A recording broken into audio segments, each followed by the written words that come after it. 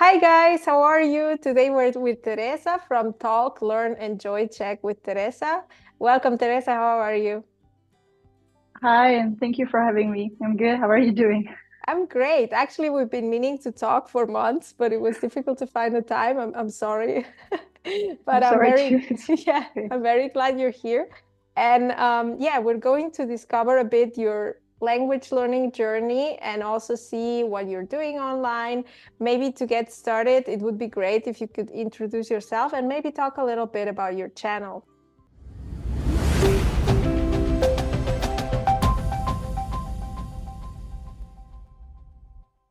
My name is Tereza in English. I'm from the Czech Republic.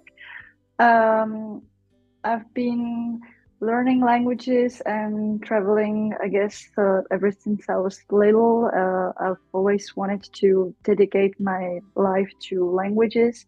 And actually, I started my channel because when I was living abroad, I realized that, well, when I was learning through italki, I realized that I could do the same thing for foreigners, but in Czech language. And I discovered that actually there are quite a few people who learn my native language, Czech. So little by little, I started giving lessons, and then I realized that I could start a YouTube channel because as I guess you too, you have Yeah. always these similar questions, similar topics that you may explain for over and over. So Yeah. that's why I decided to make this channel. But yeah, that's about it. Wow, it's actually it was some sort of a similar thought I had when starting my YouTube channel because I was also a teacher at italki and I felt like okay, I'm dedicating 1 hour to this one person and I mean I know it because I also take lessons.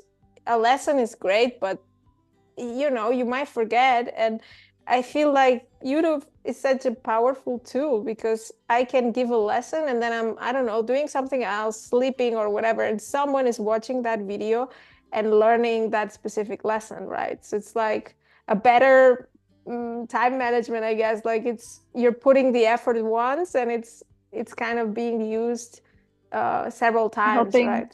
many Yeah. people, and then those people can connect with you, can become friends, and that's Yeah. that's the power of internet, how they It's find you. And Yeah, it's really beautiful. And also like work related, so you're working as a teacher or you're doing something completely different apart from YouTube? so yeah, I mean, like I did my studies in French and in English language and literature, and I knew that I didn't want to be a linguist. I knew that I didn't want to be a teacher, like at school, because just the Yeah. salary is too low.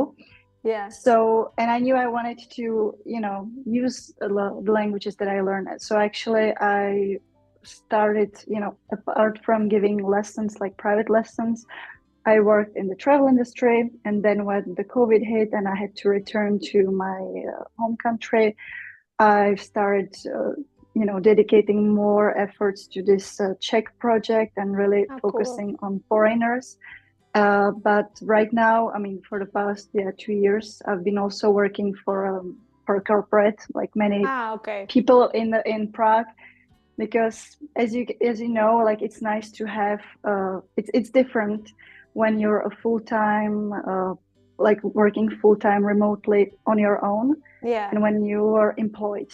So the benefits are different. So right now, You're yeah, kind of I'm doing both. Okay. It's I'm the doing same for both. me. Yeah, you too. Yeah, Ah, I that's wanted to ask you interesting. too. Yeah, Yeah. we can talk about it. We will do another video for your channel. So, guys, you Mhm. can go watch it when you're done with this one. Yeah, and I would be very interested because you mentioned you studied English, French, and I think also, well, we were speaking Spanish, so obviously you studied Spanish. And I would love to know how you approach language learning. Like, what's your method? And maybe it has changed over the years, but what would you say is your current method whenever you're studying a language? So the thing that always worked for me, like ever since I started learning English, and that's what I use till now, is yeah, watching movies or YouTube videos with subtitles in the target language, and reading mirror books. I don't know if it's popular in Spain or in Germany or Mm. in Switzerland, but basically these are like like if you take Oscar Wilde, you don't have to Ah, read the full book, but it's like a simplified version. And yeah. either it's a simplified version for your level, or one page is in English and the other page is in your Ah, in your, I mean, native language.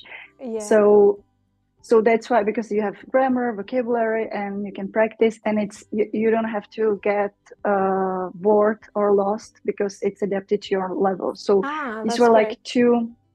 I use these two methods to get like exposed in the language, and then of course I try to talk as much as I can. So either through italki, or I bother my friends whom I know in the target language, and yeah, I try to, I guess, yeah, communicate as much as I can.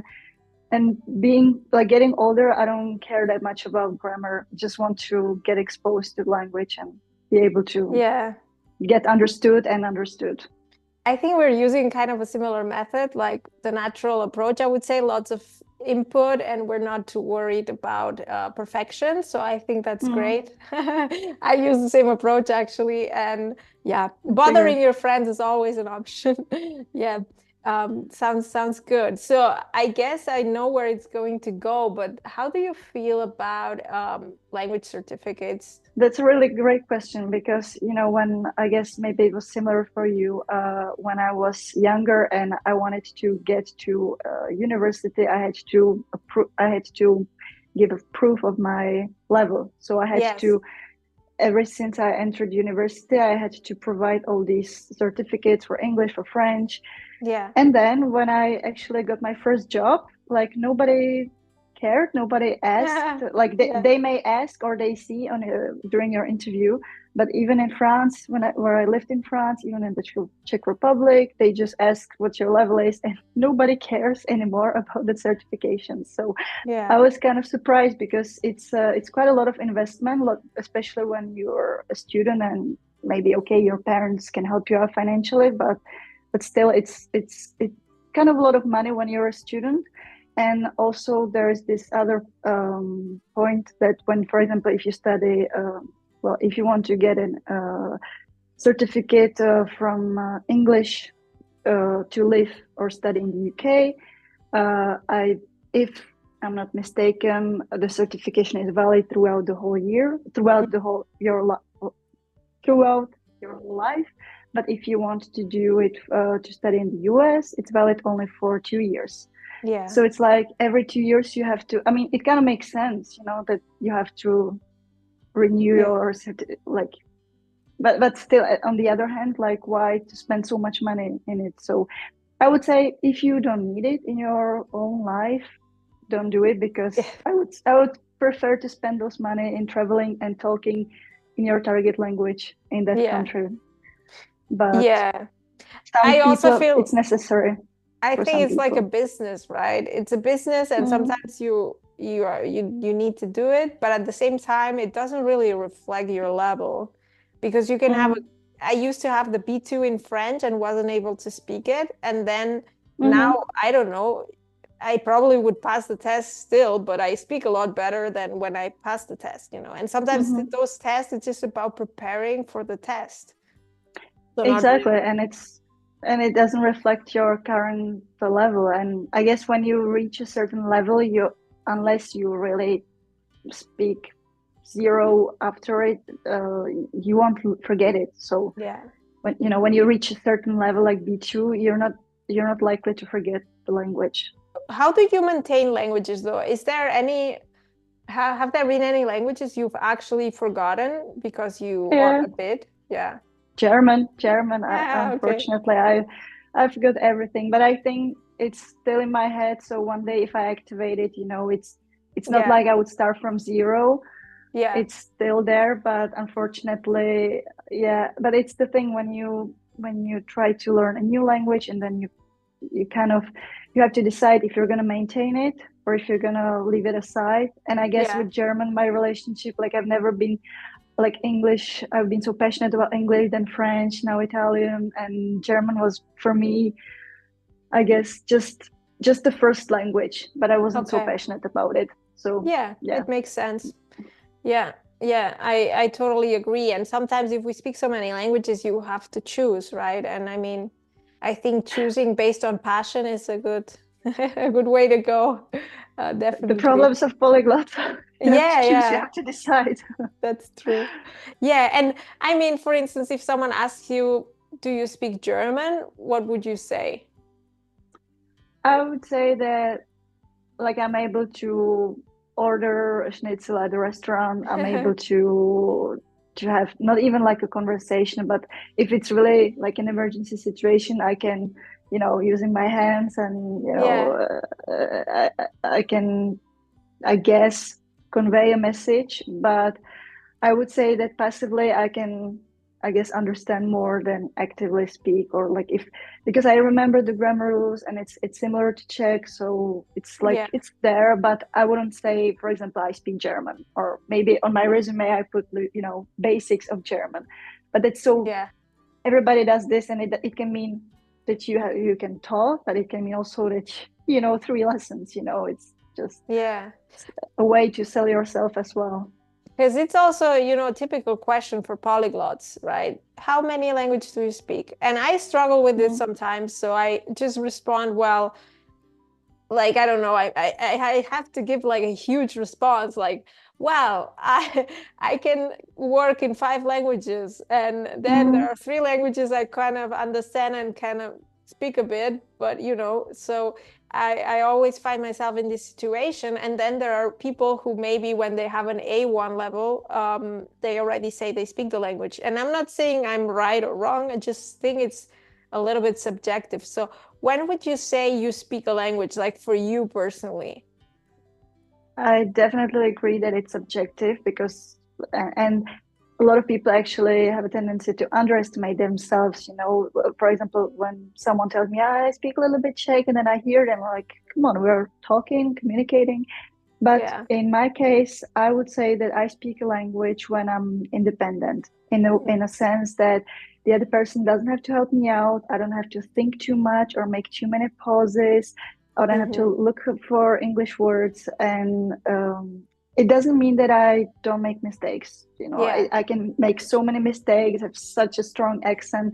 But to me, it's like, not just about ordering something at the restaurant, but for example, opening a bank account when you can Yeah. deal with a certain situation on your own, uh, and you Yeah. can have A2 or B2 level, like because like you said, maybe you're stronger at talking, but you're maybe the grammar is not your strongest point. So to Yeah. me, that's like when I can say that I can speak a language. That's I can say this Yeah. about German. I can say this maybe about Russian, even though I'm gonna make tons of mistakes, but I can, if I want to deal with something, I can do it. But Yeah. yeah, And that's a good way to see it because at the end of the day, languages are just tools to communicate. I mean, they're more than exactly. that, but um, if you're not able to communicate in that language, then you cannot really say you speak it, I guess. But also, that's an interesting point because also there are people who maybe are passionate about reading in certain languages, and so they can even Hmm. read books in C2 or whatever, like really books that are made for natives, but at the same time they don't speak. So I think it's a tricky question, and there's no right and wrong. But I was interested. It was an interesting answer. So thanks a lot.